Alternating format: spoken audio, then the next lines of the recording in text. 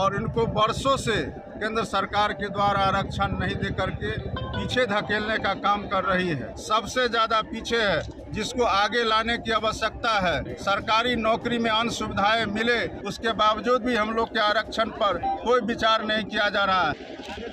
केसरिया के बौद्ध स्तूप से हम लोग पद यात्रा प्रारंभ कर रहे हैं और यह पद यात्रा हम लोग 7 दिनों का होगा और पटना के गांधी मैदान के पास जो जेपी गोलंबर है वहां पर जा कर के हम लोग का यह पद यात्रा समाप्त होगा।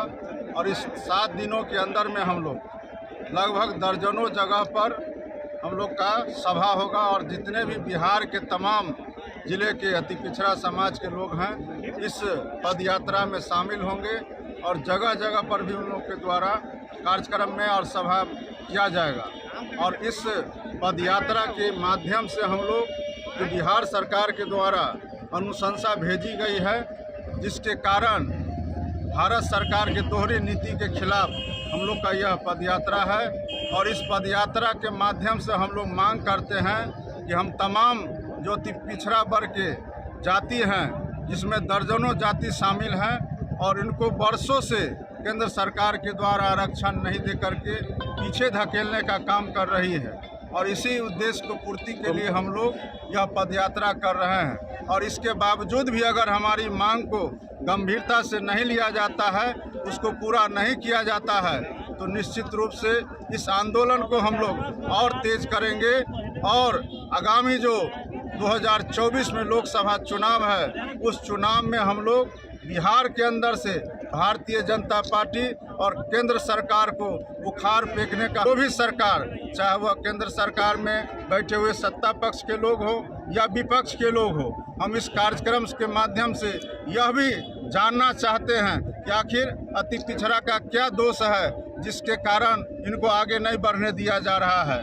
तमाम अति पिछड़ा जो राजनीतिक रूप से, शैक्षणिक रूप से, आर्थिक रूप से और सामाजिक रूप से सबसे ज़्यादा पीछे है, जिसको आगे लाने की आवश्यकता है। और बिहार सरकार ने इनको आगे लाने के लिए पंचायत में तो आरक्षण देने का काम किया है और आगे इनको सरकारी नौकरी में अन्य सुविधाएं मिले, इसके लिए उन्होंने अनुशंसा किया है। लेकिन केंद्र सरकार, हम लोग बार बार केंद्र सरकार के मंत्री से भी हम लोगों ने संपर्क किया है, उनसे भी शिष्टमंडल में मिलने का काम किया है, उसके बावजूद भी हम लोग के आरक्षण पर कोई विचार नहीं किया जा रहा है। हम लोगों ने माननीय प्रधानमंत्री आदरणीय श्री नरेंद्र मोदी जी से भी चिट्ठी के माध्यम से समय मांगा था, उनको अभी हम लोगों ने खुला पत्र भी भेजा है कि हम लोग को आरक्षण दिया जाए। और जब तक अति पिछड़ों को आरक्षण नहीं दिया जाएगा, तब तक जो अति पिछड़ा का दशा है और दिशा है वह बदलने वाला नहीं है।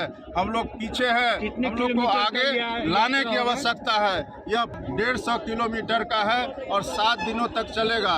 यह पद यात्रा हम लोग पूरा करेंगे और उसके बाद भी अगर किसी तरह का हम लोग को इसमें सहयोग नहीं मिला, हम लोग को हक और अधिकार नहीं मिला, तो हम लोग आगे भी आंदोलन करेंगे। और जब तक हम लोग को आरक्षण नहीं मिल जाता है, तब तक केंद्र सरकार को हम लोग चैन से नहीं बैठने देंगे। अगर अति पिछड़ा समाज केंद्र में सरकार बना सकती है तो केंद्र में सरकार मिटा भी सकती है। यही संकल्प इस पद यात्रा का है। और हम लोग को हर हाल में आखिर केंद्र सरकार को अति पिछड़ों से किस बात का नफरत है। हम लोग अगर उनको मत देते हैं तो उनको सरकार बनता है, दूसरे को आगे लाने के लिए हर बाधा को पूरा करते हैं, हर बाधा को पूरा करने के बाद उनको अधिकार देते हैं। लेकिन जो सबसे ज़्यादा पीछे है, सरकारी नौकरी में हो या आर्थिक स्थिति हो, हर चीज़ में हम लोग पीछे हैं। हम लोग को अपना अधिकार चाहिए, हम लोग को आरक्षण चाहिए।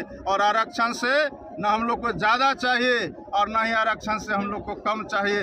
हर हाल में केंद्र सरकार से हम लोग को आरक्षण चाहिए और यही हमारी लड़ाई है।